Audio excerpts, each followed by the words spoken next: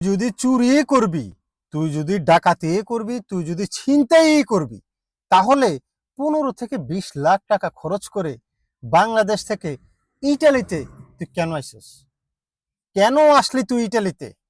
বাংলাদেশে কি গলার চেন নাই, কানের দুল নাই?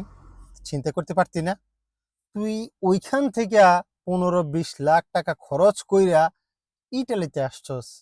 আইসা তুই চুরি করতেছস, তুই ছিনতাই করতেছস, লাভ কি হইল? ও, বুঝছি, মানে বাড়তি পার্ট টাইম জব।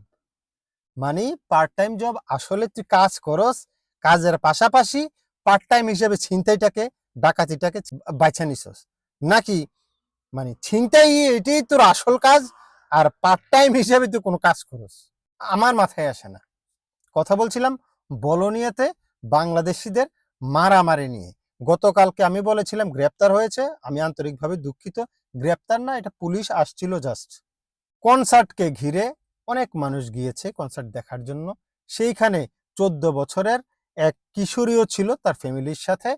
ওই কিশোরীর কানে দুল ছিল, গলায় চেন ছিল, গোল্ডের চেন অবশ্যই, কানেও গোল্ডের ছিল।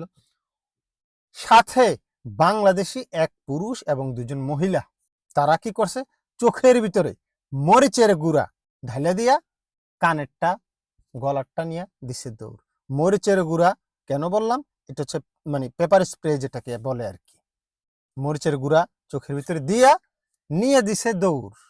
আর পিছনে পিছনে বাংলাদেশিরা তাকে দৌড়াচ্ছে, মারছে, শেষ পর্যন্ত ভাইয়া গেছে। এই হইছে অবস্থা বাংলাদেশিদের। মানে কিভাবে সম্ভব?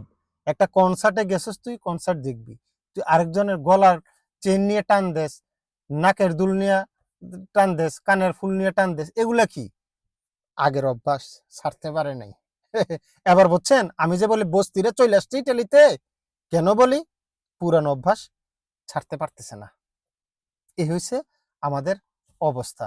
একটু সচেতন হন সবাই, দয়া করে একটু সচেতনতা দরকার। আমি ইটালি থেকে বলছি।